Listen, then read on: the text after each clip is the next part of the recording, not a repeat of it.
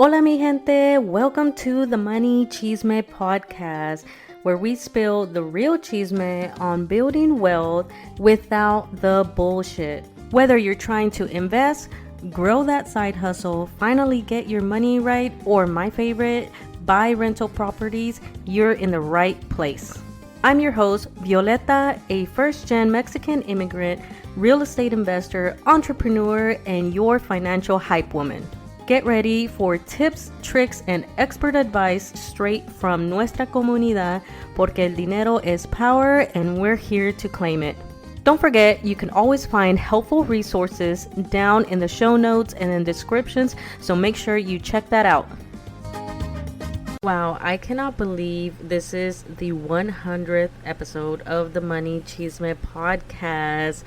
I am so excited, and I started this podcast maybe like almost 2 years ago. Actually, now it's over 2 years ago. I'm about to hit, I think, 3 years now. I gotta go back and look and see when I started. But I've come a long way, and there's a lot of things I have learned. And let me tell you, running a podcast, it is not as easy as you may think. I was just like, says okay, like just talking to the microphone, right? But it actually requires a little bit more work, a little bit of the editing and uploading and stuff. It takes a little bit more, and I also had to kind of learn my voice and find my voice and what I want to put out there and talk about and teach and educate, and the type of guests that I want to have. So in this episode, I want to just kind of reflect on some of the things that I have learned throughout, these first 100 episodes. And I just want to go through some of the things that really stood out to me and that really, impacted me. Of course, all the guests that I've had have definitely had an impact, and definitely something that helps our community. But these are the things that kind of personally stood out to me, because it's stuff that I personally dealt with as well. And and of course I didn't want to make this episode an hour long, so I just want to kind of touch base on some of the guests, the things that they talked about. And I'm thinking that also do kind of like a mini series and kind of do a recap. And I've had guests that had similar kind of topics but different views and things like that. So I kind of think I could do a little mini series and group those together. So be on the lookout for that. But before I get into, the recap, I do kind of want to say, where I've been, porque, I've been MIA for, like a month now, or a little bit over a month. But that's because I was moving. I moved from California and Texas. If you've been following me on social media or listening to the podcast previously, like some previous episodes, I kind of touch base and talk about it. That I was over there in California. I was stationed over there, and I decided to leave the military. My husband left the military last year, and actually a few days ago, the 31st of July, was my last official day in the Navy. So I am officially a regular civilian. I am free. I don't have to worry about having to ask for permission to do stuff, and I can be a little bit more vocal now because I was limited on what I could say. But I had that going on, and I really really misjudged how much mental, like how much it was going to affect me, and all the stress and everything that I had to do to leave the military, like all the paperwork and stuff. And I'm still not done with a lot of it, but most of it's done. There's still some things that I need to do, but also I had I had kind of like a I went through kind of like, I don't want to say, I guess, a mourning phase through as my last days in the military, because, I was in there 14 and a half years. So I went through a little bit of mourning. You do get used to the life. And now I'm still not necessarily mourning, but now kind of like, well, now what, right? But I don't want to get too much into that. But yeah, that required a lot of work, because I tried to launch a live, my course live and my coaching program, but that kind of like fell through the cracks because I was so busy with getting out the military, signing up for like school and all these things, and then like my house is being built, and actually a few wrenches with that plan because we thought we would be moving in at the end of August, but actually it is going to probably be more like October because of the utilities, mostly the electric, which I could dive deeper into that in another episode. But overall, like, there was so much going on with my life that I had to basically like kind of shut down a little bit, and then I was like, you know what, I'm just gonna take a break and not stress myself. Let me focus on this move. And so now we're over here, living out of the RV, settled in, kind of everything died down. There's still a few things here and there, but I'm finally getting into a routine again to where I can plan and record again. And, me and my husband had to figure that out because, again, we're living in RV. He works from home, but he is, there's like a little office space, over there where the laundry area is and all that. And so he works over there so that way the baby doesn't, bug while he's trying to work and everything.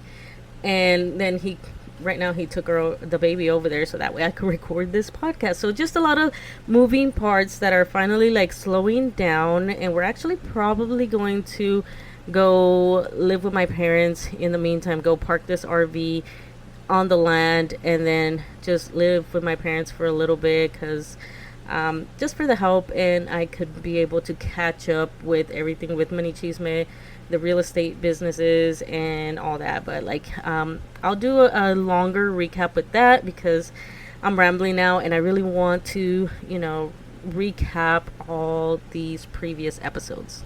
All right, so the first thing I want to reflect on basically is I had a few guests that came on here and talked about financial anxiety, financial trauma, and these things we deal with a lot in the Latino community. And I really learned a lot from these guests, these speakers, because I recently just dealt with it. I like I mentioned earlier, I was leaving the military, and in the military is making almost basically six figures, right? I had gone high enough to make some decent money, and with the rental properties, and I had been in the military for 14 and a half years. So I had this nice steady paycheck that came on the 1st and the 15th, and I was financially stable and everything. And then it came time to leave. And mind you, I didn't just do this out of the whim. I've been preparing to get out the military for about 3 years now, because it was just time to go. And so I've been mentally preparing and making sure I get my finances, paying off debt and all that stuff. But let me tell you, this last month, right before I, made the big move to over here to Texas, I was going through it. My financial anxiety was through the roof. Like, it caused some tension, and I was stressing out because the idea was that I was going to take a break. So I wasn't going to go straight into another job. And I really wanted to have some time to decompress because military life is really high strung. It's very high stress, high tempo and all that. And so I wanted to take a break. That was the first thing. And then I was like, you know what? I think I might as well take the rest of the year off because I really want to, give it my all with the podcast and teaching real estate investing. But let me tell you, I was all for it. Y de repente, like, when it came down to it, I was freaking out. Like, that anxiety was coming up, that financial trauma of, like, past financial mistakes that I made. Like, it had me, like, really kind of go downhill for a little bit. And I had two awesome guests that I want to talk about. There's a third one too, but I want to tie her in a little bit for how to kind of handle that. I had a special guest, Rakim Sabri, and I had Stephanie Olano. Rakim, episode 54, and Stephanie was episode 68. And I really enjoyed their like with Rakim, he kind of went into the background of the system that we are in and how that causes, financial anxiety. And también Stephanie, she deals with how the Latino community, specifically, we come up with financial anxiety and we come through financial traumas. And I really enjoy their conversations of because one of the things to be able to overcome them is to recognize it and recognize where it stems from, right? And through therapy with myself going through anxiety, it's something that you don't get rid of, right? That anxiety, that traumas, they still live with you. It's not something, if you didn't know, it's not something that you can, like get rid of, right? You just learn how to recognize it, understand it, and be able to combat it and overcome it. So if you feel like it's coming up, that you're able to recognize it faster and do things to work through that. And that's one of the things that I had to figure out. And like, it's hard. I'm going to tell you, it's hard whenever you're going through it and stressing out and freaking out. Like, I really was freaking out about this. Our finances is like, oh my God, are we going to be good? What's going to go on? Are we going to be able to make it? Are we going to be living out on the street or whatever? And so it's that anxiety, that financial anxiety that was, getting out of control. And I finally had to be like, you know what? This is that fear talking to me. What is it that is the actual truth, right? And so then I sat down. We did our budget. My husband and we did our budget, and we realized that we are way more than okay, that I don't even have to work right now. I could choose to work if I want to, but like I said, I want to really focus on money, chisme, and real estate investing and all that. But financial anxiety and the financial trauma had me freaking out, thinking it was the end of the world, when in reality, I had taken the proper steps, and we managed our money to the point where, like, we are okay with just his income, right? And of course, we also have a few extra things from the military. We get to get disability, which is extra money monthly. I'm still going through mine. He already went through his. So basically, with his, remote job and disability, that pays all our bills and some, including investments, including the savings for travel, for the kids, investments for the kids, and everything, right? So we are good. It's just the financial anxiety had me thinking like something else. And when you actually sit down and look through everything and actually analyze, I was like, oh, I was overreacting or whatever. And we are okay. And so that's one of the things that really had an impact, talking to Rakim and Stephanie about financial anxiety and learning and reflecting and recognizing it in you. That's one of the key things on, that you need to address when you're going through this financial journey. And then I also had Soledad Fernandez, and her episode was episode 76. And I really like her diverse framework, which this is an awesome episode as well, because you kind of learn to work through these fears and these like seeing financial your finances in as a whole, as you, right? So with her diverse framework, which I can't think of everything that, because it's an acronym. Diverse is an acronym, and each one stands for something that you need. So just self-care, like, because you need to take care of yourself to be able to, do your finances. Like, if you're freaking out that the baby, like for example me, she's having a really rough day and she's crying a lot, or she's sick or whatever, then I'm not going to be able to be in the proper headspace to make proper financial decisions.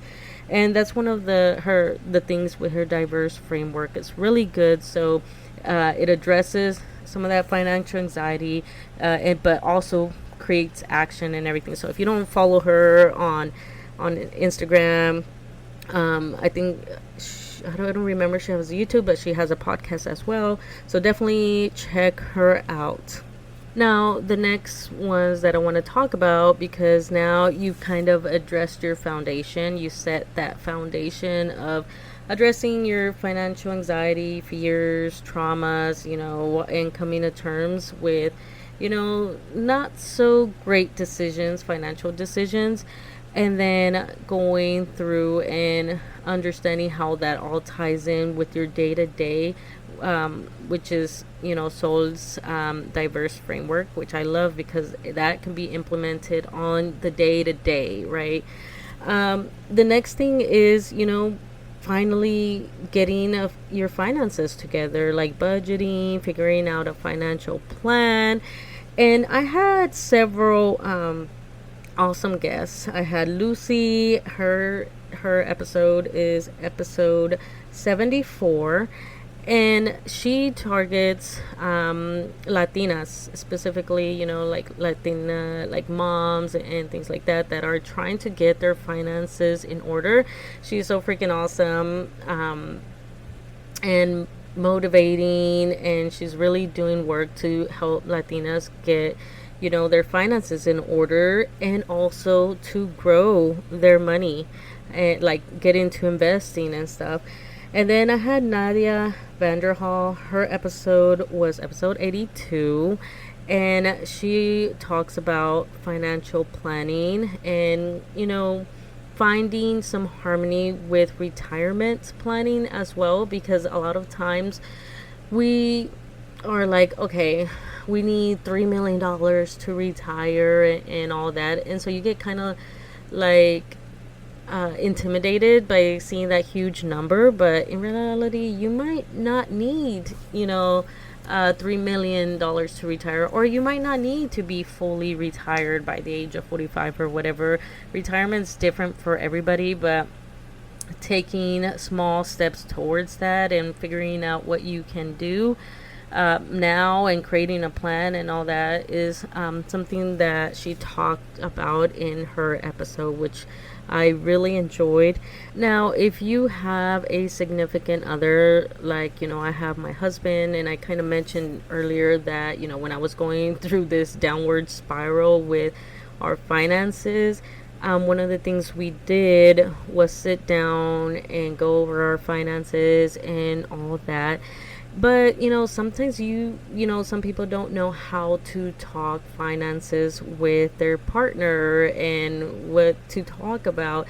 And so I had this awesome guest, Jessica Perron, episode 70, and she talked about how to talk finances with your partner or potential partner, because, if you're dating out here in the dating scene, this is something you might want to consider and figure out, up front, so that way you don't end up, later on with, someone that's like, making different financial decisions than what your goals are, right? And then if you're together with someone, how to get on the same page and come up with similar financial goals, so that, and how to get there, and how to navigate that, because I definitely, with my husband, when we were dating, that is something that we had to figure out. And he didn't make great financial decisions, so his credit score was really bad, and he had some debt, but we came up with a plan, and now he has a better credit score than me, and he's debt free, and together as a couple, now we are on the same page and taking the right steps to figure out and accomplish our financial goals. And so Jessica really dove into that, and she has like a guide and on how you can talk to your partner or potential partner. So definitely check that episode out. All right, and the last one that I want to talk about is still goes into with the money management, but I had a guest, Tanya Taylor, episode 63, and she shared her story on figuring out that she needed to prepare for the unexpected, because she was involved in an accident which left her temporarily disabled, which meant like she was out of work. She couldn't work for, I forget the time period, but it was an extended period of time. And so she talks about the steps that you can take, which one of the things that people think about is like life insurance or things like that, or having an emergency fund. But she also mentioned having insurance that is for disability, for temporary disability. And she mentions how that having that saved her while she was temporarily disabled and was recuperating. So it offset her not being able to work. And she also has a TED talk which is linked in that episode, and it's very motivating. She talks about other tips and tricks on creating your plan for the unexpected, because things can happen. And this episode was very impactful, and it made me reflect, because I needed to take a moment and be like, what, am I actually prepared with my emergency fund? And how do you calculate that? How do you figure that out? How long should I have? Because you originally think emergency fund for things that may happen, like for the house or whatever, but you also want to make sure that you have the emergency fund for maybe 6 months to a year of expenses, of that way if something does happen, you are covered. But also, what kind of life insurance, what kind a disability does your job offer that? So she mentioned that she had some from that, but she had a gap, and so she had extra. And so it's a great episode to really reflect and think about and get prepared financially, if something hopefully nothing does, but if something does happen.